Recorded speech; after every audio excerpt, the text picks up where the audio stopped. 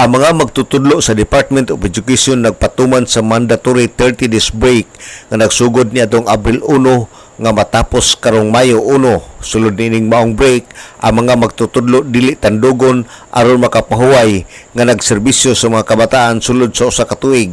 Tumong niini aron ma-relax ang unahuna pagpahuway aron makauban ang pamilya sulod sa maong higayon o aron maandam ang ilang kaugalingon sa lain na usab nga tahas uban sa mga kabataan sulod sa tunghaan.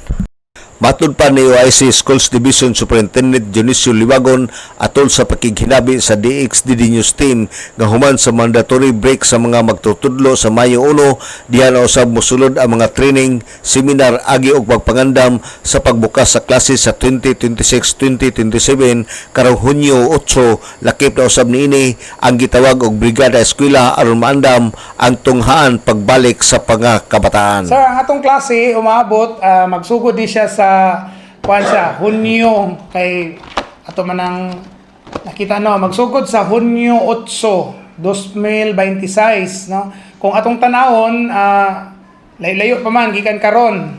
Pero sama sa atong hisgutan sa manglabay nga mga panahon aniya kita karon sa gitawag nga sulod pa kita ni ining 30 days nga mandatory break sa atong mga magtutudlo. So, humani anang 30 days nga break, mandatory break na para makarelax, makarejuvenate, o ma-motivate pagit sila, ma-inspired.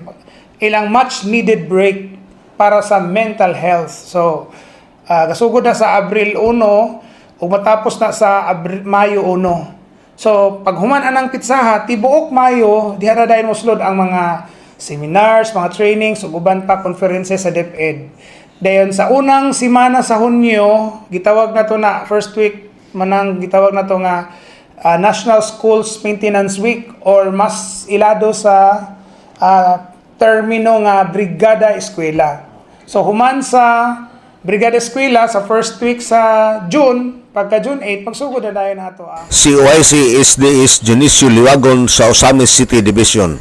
Gidahuman nga ang mga kabataan nga mobalik sa tunghaan karong nga school year anaa sa 30,000 kapin ka mga kabataan base usab sa data sa miaging school year nga anaa sa 29,894 ang nagtungha sa Department of Education. Lakip na usab niini ang pribado nga eskwelahan.